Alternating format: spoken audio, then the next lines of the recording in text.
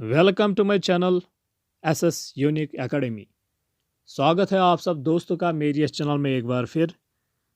तो सबसे पहले टॉपिक स्टार्ट करने से पहले बताना चाहता हूँ कि जिन स्टूडेंट्स ने अभी तक कि मेरी चैनल सब्सक्राइब नहीं किया वो इसको सब्सक्राइब कर लीजिएगा, क्योंकि आपके लिए बहुत ही बेनिफिशियल होने वाली है। तो अभी तक हमने टीचिंग एप्टीट्यूड का जो यूनिट था वो कंप्लीट किया है, और आज हम अब जो मोस्ट इम्पॉर्टेंट यूनिट है वही हम पढ़ने जा रहे हैं। जी हाँ, रिसर्च एप्टीट्यूड का यूनिट आज हम पढ़ने जा रहे हैं। ठीक है, तो चलिए जी करते हैं स्टार्ट रिसर्च एप्टीट्यूड का पहला टॉपिक। ठीक है, चलिए जी। Meaning of research. रिसर्च की मीनिंग क्या है, इसकी डेरिवेशन क्या है, इसका कंसेप्ट क्या है, इसके ऑब्जेक्टिव्स क्या है, इसके कैरेक्टरिस्टिक्स क्या है, इसके टाइप्स क्या है, वो आज सारा हम इस लेसन में जानेंगे, इस क्लास में जानेंगे। ठीक है, तो अच्छे से देख लेना वीडियो। मैं पूरी कोशिश करूंगा कि जो आपके कंसेप्ट्स हैं वो पूरी तरह से क्लियर हो जाएंगे। ठीक है, तो चलिए जी पढ़ते हैं। रिसर्च में be defined as the application of scientific method. जो रिसर्च है वो एप्लीकेशन है साइंटिफिक मेथड की। ठीक है, किसके लिए? In the study problem. Means के जो रिसर्च है वो एक एप्लीकेशन है साइंटिफिक मेथड की, जिससे हम प्रॉब्लम को स्टडी करते हैं। ठीक है, प्रॉब्लम को एनालाइज करते हैं। ठीक है, तो हम अपने लफ्ज़ों में ऐसे कह सकते हैं कि रिसर्च जो है वो एक ऐसी एप्लीकेशन है, लेकिन वो साइंटिफिक एप्लीकेशन है। ठीक है, जिससे हम प्रॉब्लम को स्टडी कर सकते हैं। Research is considered more structured and systematic process of analysis directed towards discovery and development of an organised body of knowledge. कि रिसर्च जो है उसे हम कंसिडर करते हैं क्या? स्ट्रक्चर्ड। स्ट्रक्चर्ड मीन्स कि प्लानड वे में, ये प्लानड प्रोसेस होती है, प्लानड एक्टिविटी होती है, और सिस्टमेटिक जो फॉलो करते हैं प्रोसीजर एक दूसरे को। ठीक है, तो एक ऐसी प्रोसेस होती है, एक ऐसी प्लानड प्रोसेस होती है जिससे हम एनालिसिस करते हैं। ठीक है, और डिस्कवर क्या करते हैं? Organised body of knowledge. Means कि हम कोई भी नॉलेज इससे डिस्कवर करते हैं, उसी को हम रिसर्च कहते हैं। It is planned activity to obtain answers to meaningful questions about phenomena और events through the application of scientific. तो एक ऐसी एक्टिविटी होती है रिसर्च जिससे हम बहुत सारे सवालों का जवाब दे सकते हैं, जिन्हें हम लॉजिकली प्रूव और वेरीफाई कर सकते हैं। Research is objective, impartial, empirical, and logical analysis and recording of controlled observations that may lead to development of generalizations, principles, or theories, resulting to some extent in prediction control of events that may be consequences or causes of specific phenomena। तो कहते हैं कि जो research होती है ये एक objective होती है। ऑब्जेक्टिव मीन्स कि ये बेस्ड ऑन एक्सपेरिमेंटेशन होती है, मीन्स कि इसमें अपने फीलिंग्स और ओपिनियंस नहीं चलते हैं। मीन्स कि जो हमको स्टडी बता रही है, जो हमें स्टडी दिखा रही है, हम वही करते हैं। Empirical, based on the experiences, observations. ठीक है, एंड लॉजिकल एनालिसिस, हम उसका एनालिसिस करते हैं logically. At recording of controlled observation that may lead to development of generalisations. तो इसी के साथ जो रिसर्च होती है, तो हम रिकॉर्डिंग करते हैं, ऑब्जर्वेशन करते हैं किसी भी फिनोमेना की, जिसकी वजह से हम फिर जनरलाइजेशंस बनाते हैं, प्रिंसिपल्स बनाते हैं, थ्योरीज बनाते हैं। ठीक है, या रिसर्च की वजह से हम प्रिडिक्ट कर सकते हैं, resulting to some extent in prediction controls of events that may be consequences और कॉज ऑफ स्पेसिफिक फिनोमेना। तो रिसर्च की वजह से हम क्या कर सकते हैं? प्रिडिक्ट भी कर सकते हैं। ठीक है, प्रिडिक्ट भी कर सकते हैं कॉजेस क्या है और इसके कॉन्सिक्वेंसेस क्या है। ठीक है, चलिए जी आगे। चलिए जी पढ़ते हैं। Derivation meaning of research. अब हम डेरिवेशन मीनिंग पढ़ेंगे रिसर्च की। The term research is a combination of two words, re and search. ठीक है, री मीन्स अगेन, रिकम मीन्स है again and search refers to explore something, और सर्च का मीन्स है कि एक्सप्लोर करना कुछ, ठीक है, कुछ भी हो, कोई भी नॉलेज एक्सप्लोर करना, इसी को हम सर्च कहते हैं। तो अब इस डेरिवेशन मीनिंग से क्या पता चलता है कि रिसर्च जो है वो क्या है? It is a search for knowledge, ये सर्च है, खोज है, किसके लिए? ज्ञान के लिए, ठीक है। It is a systematic way effort to gain new knowledge in any kind of discipline, ये एक सिस्टमेटिक एफर्ट है जिससे हम गेन कर सकते हैं, हासिल कर सकते हैं एक नई नॉलेज किसी भी डिसिप्लिन में, मीन्स की किसी भी सब्जेक्ट में, ठीक है। तो चलते आगे। Research is required in any field to come up with new theories और मॉडिफाई, एक्सेप्ट और नॉलिफाई द एग्जिस्टिंग थ्योरी।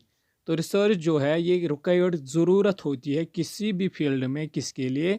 या हमें डेवलप करनी पड़े न्यू थ्योरीज और मॉडिफाई या मॉडिफाई करनी, या हम थ्योरीज को एक्सेप्ट करते हैं और नॉलिफाई करते हैं एग्जिस्टिंग थ्योरी जो हमारे पास होती है, या हम उसको एक्सेप्ट करते हैं या उसको नॉलिफाई करते हैं।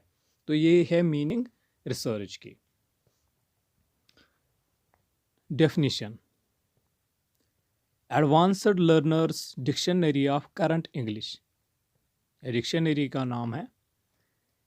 Research is a careful investigation और enquiry especially through search for new facts in any branch of knowledge.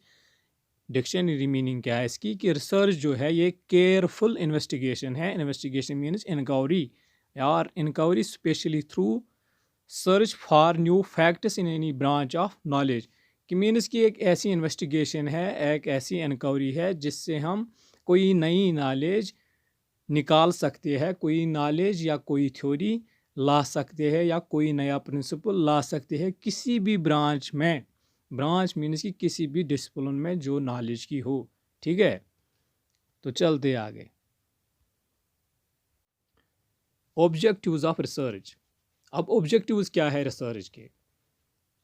मतलब कि रिसर्च जो हम करते हैं ये किसके लिए आखिर करते हैं? तो चलिए देखते हैं। पहला, to develop new insight into phenomena, एक डेवलप करना new insight means new knowledge किसी भी फिनोमेना में, ठीक है।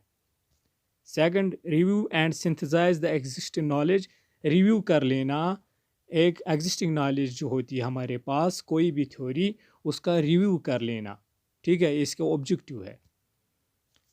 नंबर थर्ड, इन्वेस्टिगेट सम एग्जिस्टिंग सिचुएशन और प्रॉब्लम, इन्वेस्टिगेट करना या इंक्वायरी करना किसी सिचुएशन के बारे में या किसी प्रॉब्लम के बारे में, किसी प्रॉब्लम को इन्वेस्टिगेट करना या इंक्वायरी करना, ये इसका तीसरा ऑब्जेक्टिव है। Offer solution to a problem, तो इसका एक और ऑब्जेक्टिव ये है कि ये हमें मदद देती है सॉल्यूशन देने में, या सॉल्यूशन हमें मिलता है रिसर्च की वजह से किसी भी प्रॉब्लम के लिए। तो जब हम कोई प्रॉब्लम फेस करते हैं फिर हम उस पर रिसर्च करते हैं, तो हम आखिरकार उसका सॉल्यूशन निकाल ही लेते हैं, ये भी इसी का ऑब्जेक्टिव है, ठीक है। Explore and analyse more general issues, explore करना नए नए चीज़ और एनालाइज करना कोई भी जनरल इशू हो, कोई भी जनरल प्रॉब्लम हो, उसे एनालाइज करना और एक्सप्लोर करना न्यू नॉलेज उसके बारे में, ठीक है। नंबर 6, जनरेट न्यू नॉलेज, इसका काम ही है, इसका ऑब्जेक्टिव ही है कि नॉलेज जनरेट कर लेना, नए थ्योरीज लाना, नए प्रिंसिपल्स लाना, ठीक है।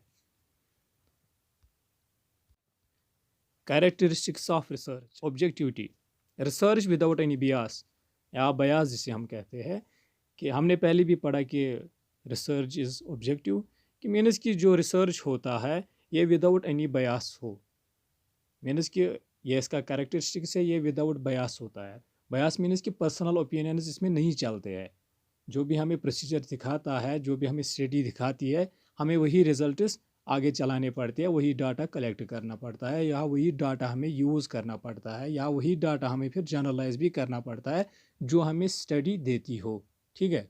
अपना इसमें कुछ नहीं चलता। Reliability, if any research yield similar results each time, तो रिलेबिलिटी का मतलब ये है कि जब भी हम रिसर्च कोई भी करें या कोई टेस्ट हम बार बार यूज़ करें, किसी बंदे पे, तो वो जब हमको सेम रिज़ल्ट दिखाए हर बार तो उसी को रिलेबिलिटी कहते हैं। अगर उसने सेम रिज़ल्ट्स हमें हर बार नहीं दिखाए तो वो अनरिलेबल है, मीन्स की रिलेबिलिटी इसमें नहीं है। ठीक है, ये रिलेबिलिटी है। तो जो रिलेबल होता है research. Validity, test measures what we actually wants to measure. तो वैलिडिटी का मतलब क्या है कि असल में वैलिडिटी का मतलब यही है कि जो टेस्ट है वो मेजर करे वही जो हम चाहते हैं कि ये मेजर करे। फॉर एग्जांपल अगर हमें पर्सनालिटी टेस्ट करना है या हमें पर्सनालिटी कोई प्रॉब्लम देखनी है तो टेस्ट हमें पर्सनालिटी दिखाना चाहिए, ना कि हमें वो इंटेलिजेंस दिखाना चाहिए। तो यही होती है वैलिडिटी, मीन्स कि वो टेस्ट जिसे हम किसी चीज़ के लिए या जो हम चाहे कि ये पर्सनालिटी हमें मेजर करके दे और वो पर्सनालिटी के बजाय हमें इंटेलिजेंस मेजर करके दे, वो वैलिडिटी नहीं कहलाती उस टेस्ट की। ठीक है, तो सिंपली इसका मतलब है कि एक्यूरेसी ऑफ टेस्ट। ठीक, accuracy simply measures whether the research tools have been selected in the best possible manner and research procedures suit the research problem or not।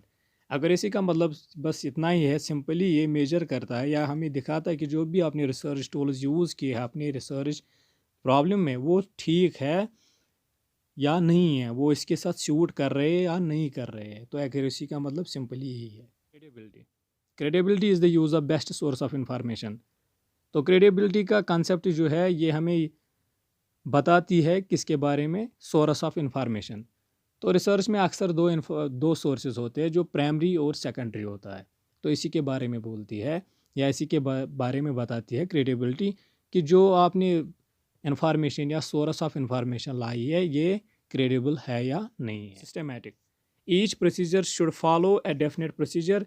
जो भी प्रोसीजर आता है हमें रिसर्च में वो एक दूसरे को अच्छे से फॉलो करे। ठीक है, cyclical, starts with problem and ends with problem. जो रिसर्च होती है वो स्टार्ट किससे होती है, प्रॉब्लम से, और ख़त्म किस पे होती है, प्रॉब्लम पे।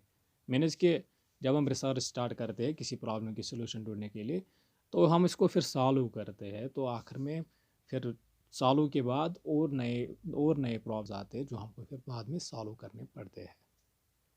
रिप्लिकेबल, results of research to be verified by replicating the study. Replicable इसका एक और कैरेक्टरिस्टिक्स है जिसका मतलब यही है कि रिसर्च वेरीफाई होना चाहिए या रिसर्च ऐसा होना चाहिए जो वेरीफाई किया जाए। कैसे कि हम रिपीट करें इसी मेथडोलॉजी को, इसी डाटा को, और रिजल्ट यही सेम आने चाहिए, तो इसी को हम रिप्लिकेबल कहते हैं। टाइप्स ऑफ रिसर्च, बेसिक और fundamental. Basic research is mainly concerned with the formulation of a theory or contribution to the existing body of knowledge। तो कोई भी रिसर्च जिसका मेन कंसर्न ये है कि वो फार्मुलेट करे, जनरेट करे, डिस्कवर करे कोई भी नई थ्योरी या कोई भी नया प्रिंसिपल, तो उसे हम क्या कहते हैं, बेसिक और फंडामेंटल रिसर्च। ठीक है, its major aim is to obtain and use the empirical data and evidence to formulate, expand or evaluate theory। इसका मेजर एम obtain करना है या यूज़ करना है एम्पिरिकल डाटा जो हम एक्सपीरियंस के ज़रिए लाते हैं, ऑब्जर्वेशन के ज़रिए लाते हैं, वो एविडेंस, और फार्मुलेट करना कोई नई नॉलेज या एक्सपेंड करना किसी एग्जिस्टिंग नॉलेज को और बढ़ा देना, और इवालवेट थ्योरी या किसी थ्योरी को इवालवेट करना, एसेस करना, जज करना कि ये ठीक है या गलत है, एक्सेप्ट या नलिफाई जिसे हम कहते हैं। ठीक है, it is also termed as pure research. तो इसे एक और नाम भी कहा जाता है जिसे हम प्योर रिसर्च कहते हैं। ठीक है, तो ये draws it separate and pattern from natural sciences. तो ये ज़्यादातर हमको ये रिसर्च कहाँ मिलती है, नेचुरल साइंसेस में। ठीक है, फिजिक्स, केमिस्ट्री, इनमें। तो चलिए देखते हैं मेन एम क्या है बेसिक रिसर्च का। Main aim of basic research is the discovery of new knowledge solely for the sake of knowledge. तो जिसका मेन एम है किसका, बेसिक रिसर्च का, वो यही है कि ये डिस्कवर करे नया कोई, not direct towards the immediate solution of problem. ये डायरेक्ट नहीं की जाती है इमीडिएट प्रॉब्लम जो होती है उसकी सोल्यूशन के लिए। ठीक है, इट हैज़ यूनिवर्सल वैलिडिटी, इसकी जो वैलिडिटी होती है वो यूनिवर्सल होती है, मीन्स कि ये यूनिवर्सली एप्लीकेबल होता है, ठीक है। Applied research, applied research is directed towards the solution of immediate specific and actual problem. तो अप्लाइड रिसर्च जो होता है उसको डायरेक्ट किया जाता है किसके लिए, सोल्यूशन, हल ढूंढने के लिए किसी भी प्रॉब्लम का जो स्पेसिफिक हो या एक्चुअल प्रॉब्लम जो इस वक्त हमें आ रही हो, ठीक है। उसके लिए हमें कौन सी रिसर्च करनी पड़ती है, applied research. It is performed in relation to actual problem, ये परफॉर्म किया जाता है तब जब हमें कोई प्रॉब्लम आए। Moreover it is findings are to be evaluated in terms of local validity या एप्लीकेबिलिटी। तो इसके फाइंडिंग्स जो होते हैं, रिजल्ट्स होते हैं, वो बस एप्लीकेबल होते हैं या वो बस उनकी जो वैलिडिटी होती है वो लोकल वैलिडिटी होती है, मीन्स कि किसी स्पेसिफिक एरिया में वो एप्लीकेबल होते हैं और हर जगह नहीं, ठीक है। और बेसिक की क्या होती है कि उसकी यूनिवर्सल वैलिडिटी है, हर जगह वो एप्लीकेबल होता है, और अप्लाइड बस उसी जगह पे अप्लाइड एप्लीकेबल होता है जहाँ पे इसे किया जाए। Action research, also known as classroom research. Action research is a method of systematic inquiry that teachers undertake as researchers as their own practice. तो एक्शन रिसर्च जो होती है वो एक मेथड ऑफ सिस्टमेटिक होता है, मतलब सिस्टमेटिक इनक्वायरी इसमें होती है जिसमें एक टीचर क्या करते हैं कि वो खुद को रिसर्चर समझकर उसे प्रैक्टिस करते हैं, किसे, एक्शन रिसर्च को। In the field of education research, it is an applied research that the teachers, instructors, and school management conduct to tackle and deal with classroom problems and improving their classroom practices.